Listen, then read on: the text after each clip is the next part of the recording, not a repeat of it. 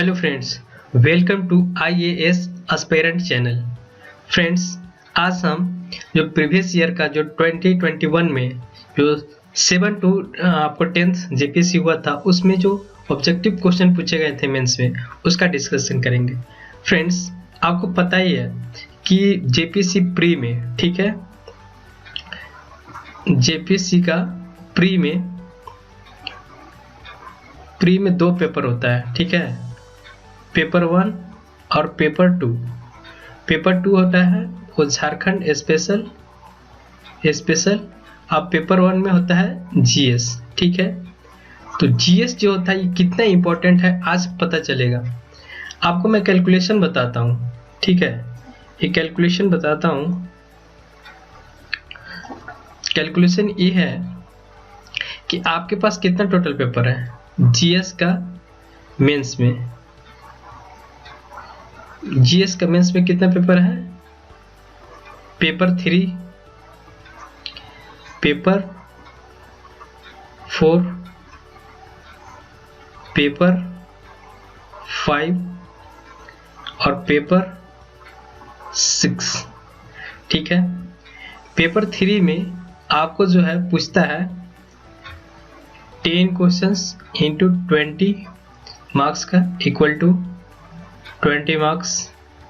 इसमें पूछता है आपको 20 क्वेश्चंस इंटू 2 मार्क्स 14 मार्क्स।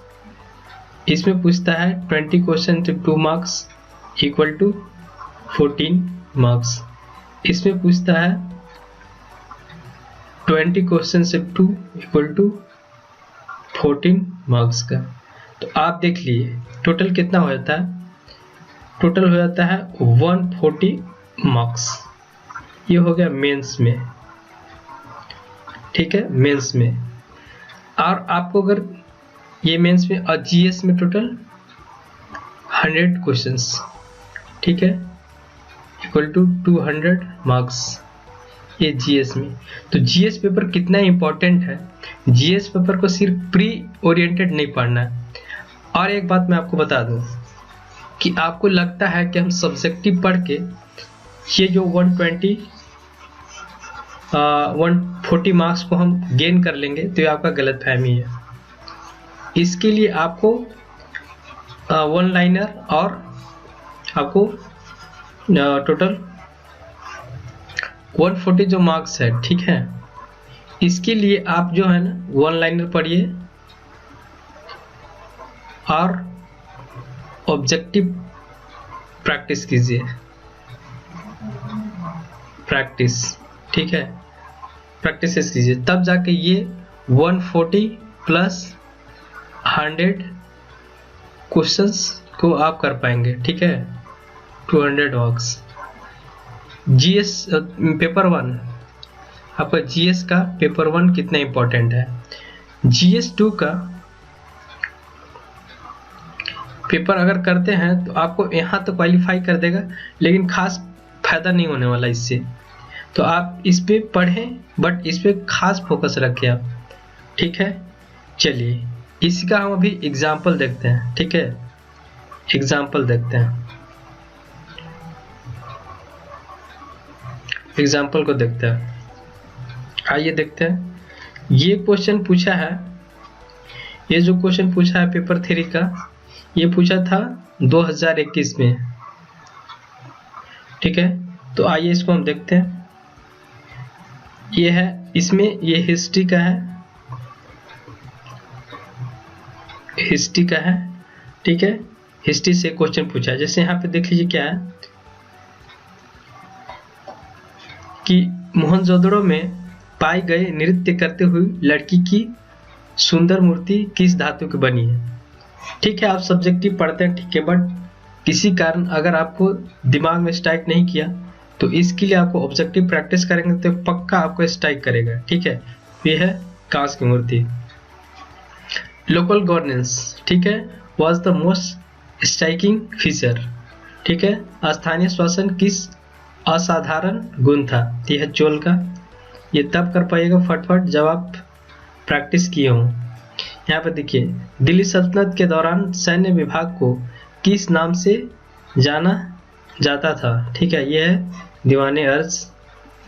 4 में देखिए, what was the real name Sher Shah Suri? Sher Shah Suri का वास्तविक नाम क्या था? फरीद था। ठीक है, Dara Shikoh was the author of which of the following books? ठीक है, सब है।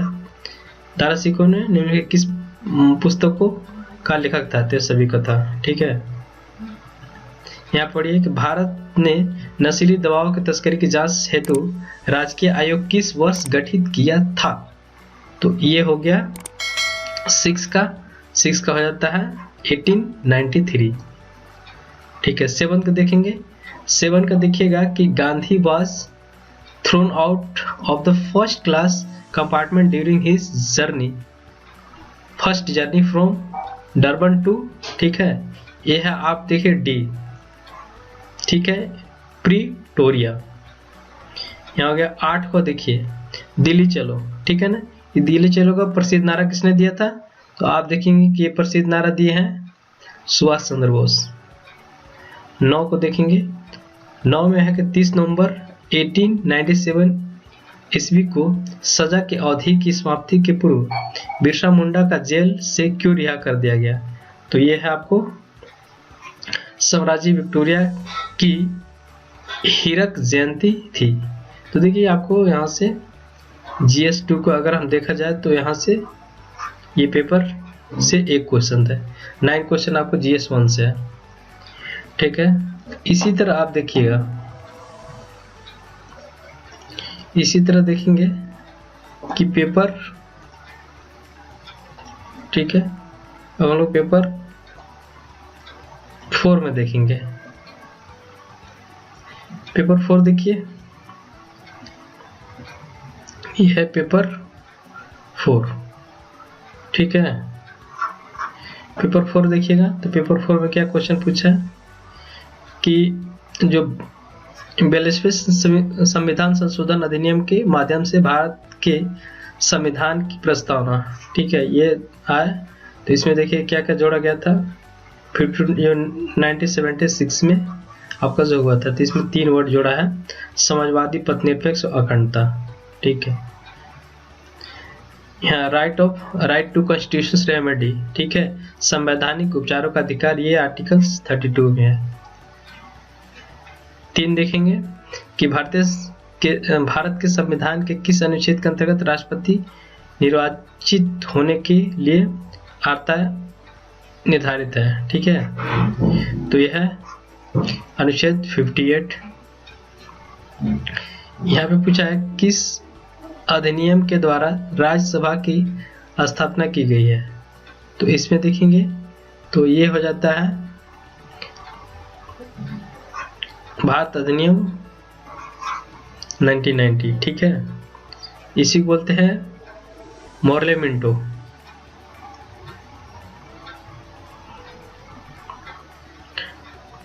5 देखेंगे, which articles of Constitution of India provided that the law declared by Supreme Court shall be binding on all court within the territory of India। ठीक है, तो ये है आपको आर्टिकल्स, ये हो गया 141। कौन से विधेयक पर लोकसभा का संपूर्ण प्रभुत्व है? तो ये हो गया धन विधेयक पे। ठीक है, निम्नलिखित राज्यों में से किस राज्य के द्विसदनीय विधायिका नहीं है? तो यह है उड़ीसा। 8 देखेंगे, किस संविधान संशोधन द्वारा भारतीय संविधान में 10वीं अनुसूची को जोड़ा गया है? तो ये 8 को हम देखेंगे तो ये हो जाता है टोटल 10वीं अनुसूची है 52। 8 का देखेंगे तो 52। यहाँ पे देखिए, भारत में अब तक कितनी बार वित्तीय आपात स्थिति घोषित की गई है? तो इसका होता है कभी नहीं। देखिए 1991 में आपका हम लोग का फाइनेंशियल प्रॉब्लम हुआ था, तो उसी समय हमने IMF से लोन लिया था, और उसमें एक कंडीशन थी कि हमको LPG, ठीक है, लिबरलाइजेशंस, प्राइवेटाइजेशंस एंड ग्लोबलाइजेशंस, इसको किया गया था। फिर भी हमारे यहाँ पे फाइनेंशियल इमरजेंसी नहीं लगी।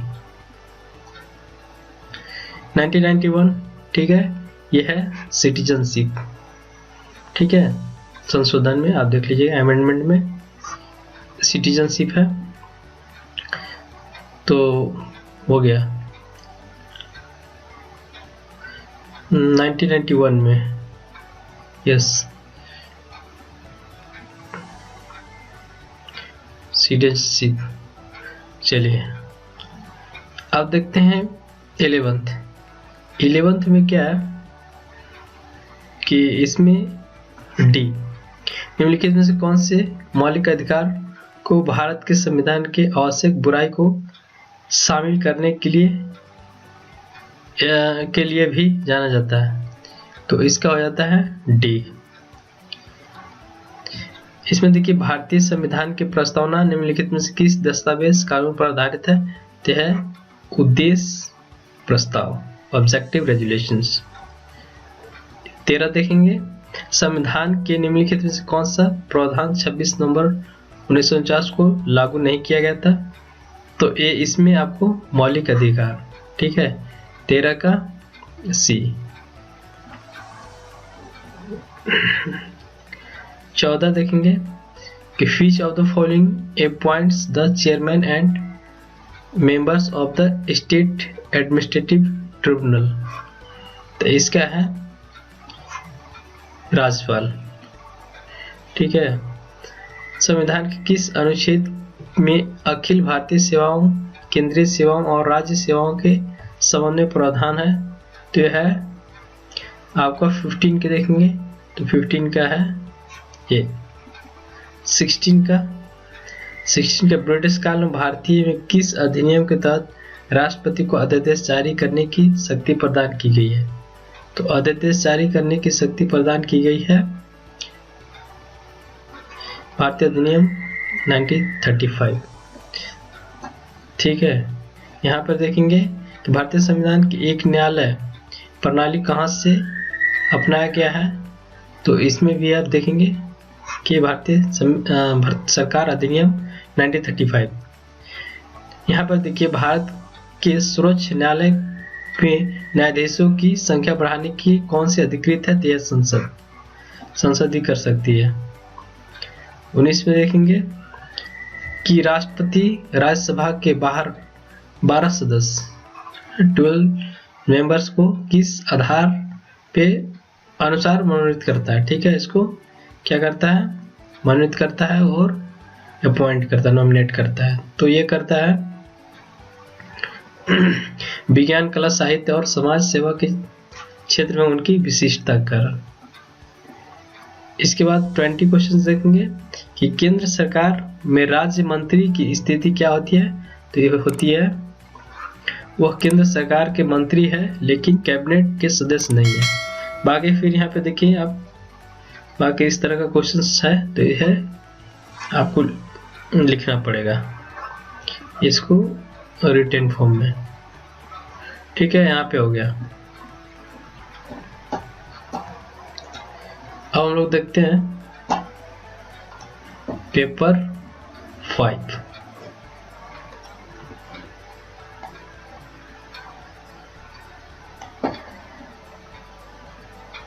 पेपर 5 देखिए, यह इकोनॉमी वाला। तो यहाँ पे पूछा कि राष्ट्रीय आय के मापने की विधि है, 3 विधि है, ठीक है। यह है income method, production method and expenditure method. Total ये 3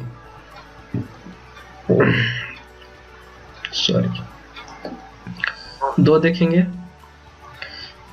2 है कि यह भारत की राष्ट्रीय नीति के लक्ष्यों के अंतर्गत नहीं आता, तो ये नहीं आता है। कौन सा नहीं आता है, तो ये नहीं आता। 2015 तक कुल प्रजनन दर को प्रतिस्थापना स्तर तक लाने के लिए।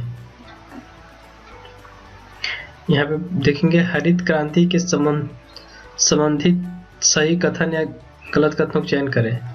तो इसमें सॉरी गलत नहीं है, कथन सही कथन होगा, ठीक है। तो इसमें से सी दोनों सही है। इसको who is the father of public finance, तो आई थिंक ये है मसग्रेव। 5 देखेंगे कि बजट 2021-21 राज्य में एक बहुउद्देशीय समुद्री शैवाल पार्क किया गया था, तमिलनाडु। इसमें देखिएगा कि आपको क्या होता है, प्राइमरी जो डेफिसिट होता है ये होता है excess of total expenditure over total received less than borrower and interest. इसका मिला लीजिए, रेवेन्यू वाला रेवेन्यू को छोड़ दीजिए, इधर चला जाएगा, ठीक है। इसके बाद यहाँ पे देखिए ए को 2, ठीक है, ये हो गया। अब हम लोग चलेंगे 2 का ए, बजट इधर चला जाता है और ये इधर, तो इसका आंसर टोटल ये है। यहाँ पे अगर HDI का टोटल डायमेंशन पूछेंगे, इंडिकेटर पूछेंगे, तो तीनों indicator standard life education, life expectancy and condition ये गलत है, तो इसका टोटल ये हो जाएगा। तो अगर देखेंगे तो टोटल हो जाएगा 1 2 3 बी। इसमें देखेंगे कि निम्नलिखित में से कौन सा विकल्प सतत विकास मानकों के रूप में शामिल नहीं है। तो ये इसका हो जाएगा 8 का डी, उपरोक्त में से कोई नहीं। 9 का देखिएगा, तो 9 का आपको है बी। ये 10 का क्या बोले, बेरोजगारी जाल क्या है? बेरोजगारी जाल है ये एक ऐसी स्थिति जब बेरोजगारी लाभ बेरोजगारों को काम पर जाने के लिए हतोत्साहित करता है, ठीक है। 1960 में हरित क्रांति का संबंध किससे था? तो हाई यील्ड वैरायटी से था, ठीक है। National development council was established कब हुआ था? तो हुआ था 1952। निम्नलिखित में कौन सा सही है? तो यह है RBI, ठीक है।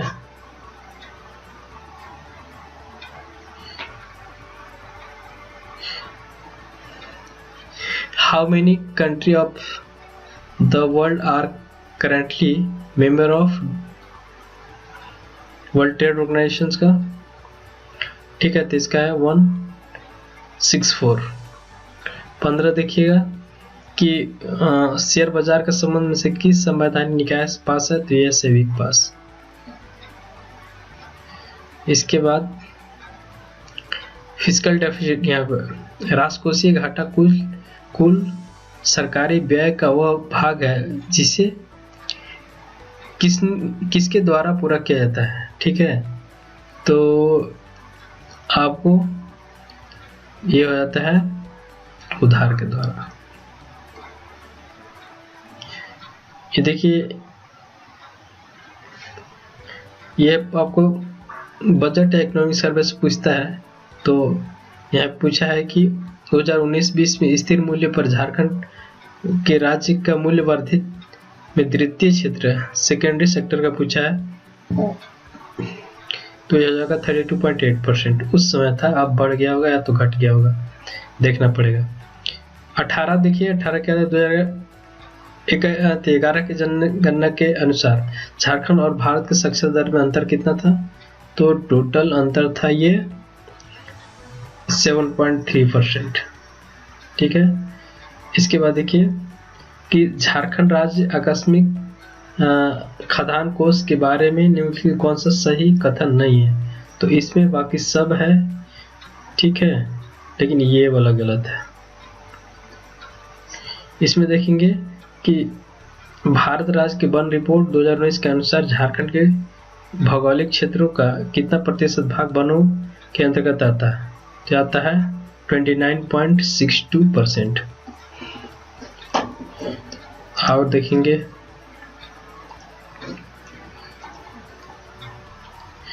फाइनल है ये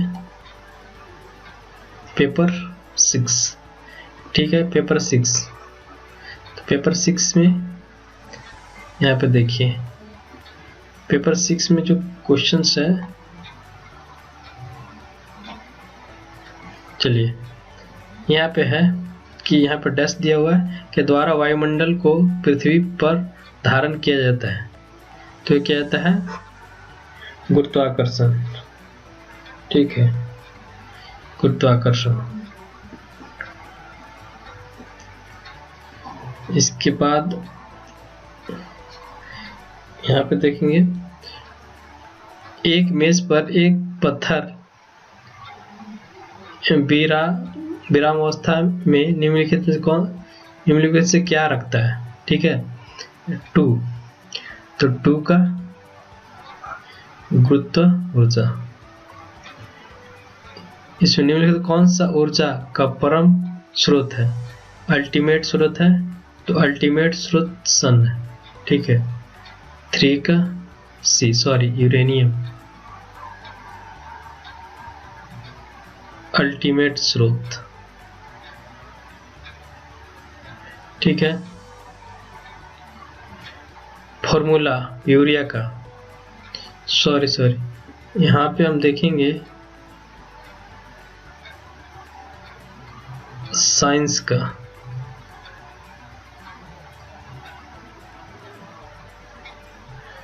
ठीक है, पहला क्वेश्चन 1 का बी। ठीक है, दूसरा क्वेश्चन 2 का बी। ठीक है, थर्ड 3 का सी, 3 का डी है ना। अल्टीमेट ये नहीं होता है, ये होता है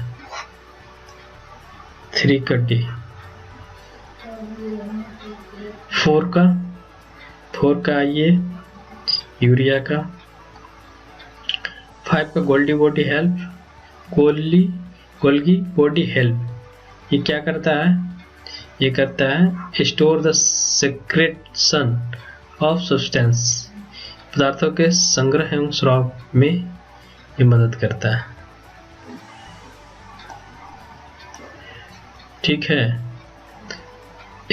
स्टेनलेस मिलर के प्रयोग से बचे हुए पदार्थ थे। क्या बचे हुए पदार्थ थे? थे एमिनो एसिड। ठीक है, 6 का है। 7 का मेंडल का क्या नियम था? जेनेटिक्स। 7 हो गया जेनेटिक। थायरॉक्सिन ये है थायराइड ग्लैंड्स। इसमें region receive 500 to 1000 millimetre annual rainfall. तो ये टेम्परेट या शीतोष्ण। ठीक है, यहाँ देखिए, आपको एक वर्षापात वाले दिन में कम से कम कितनी मिलीलीटर वर्षा होनी चाहिए? तो ये है 2.5 millilitre. The gas contributing major role in global warming. तो ये है वैश्विक ताप वृद्धि में किस गैस की अहम भूमिका है? तो इस सबसे ज़्यादा ये है कार्बन डाइऑक्साइड का। Minimum range of weather forecasting issue of IMD 2 से 7 दिन।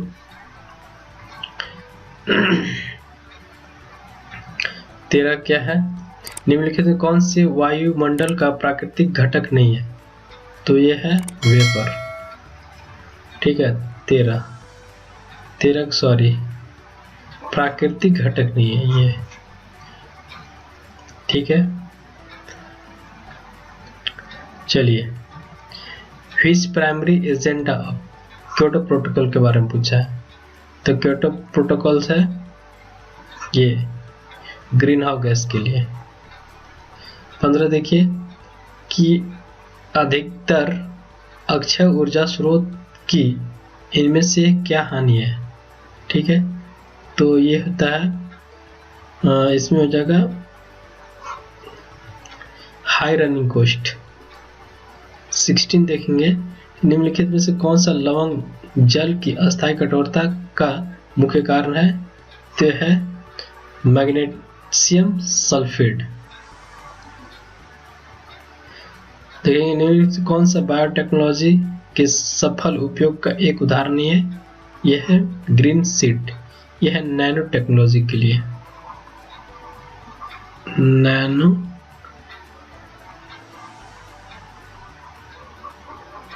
टेक्नोलॉजी, नैनो टेक्नोलॉजी के लिए है। ठीक है, यह है विटामिन ए, रतौंधे के लिए, नाइट ब्लाइंडनेस के लिए ये यूज होता है। ये था कम्युनिकेशन सैटेलाइट। ठीक है, GSAT-6A। ये देखेंगे जो कोविड-19 हुआ था उसका नाम था, ठीक है, SARS-CoV-2 वायरस। तो इस तरह का क्वेश्चन पूछा जाता है। ये अगर आप तभी कर पाएंगे जब वन लाइनर या फिर आप ऑब्जेक्टिव को प्रैक्टिस अच्छे से करते हैं। बिना ऑब्जेक्टिव प्रैक्टिस कर देखिए कितना क्वेश्चंस 140 मार्क्स है यहाँ पे मेंस में। यहाँ से गलती करते हैं तो आपको मेरिट से बाहर कर सकता है, ठीक है, बाहर कर सकता है। इसलिए इस पर खास ध्यान देना है। और प्री का GS1 एंड GS2, तो GS1 पे 100 क्वेश्चंस इंटू 200 मार्क्स प्लस 140, तो आप मान के चलिए कि आपके पास हो जाता है 200। यहाँ पे देखेंगे 200 प्लस 140 इक्वल टू 3, आपको 40 मार्क्स। ये ऑब्जेक्टिव से हो पाएगा। ठीक है, यहाँ सब कंप्लीट करिए। Thank you for watching.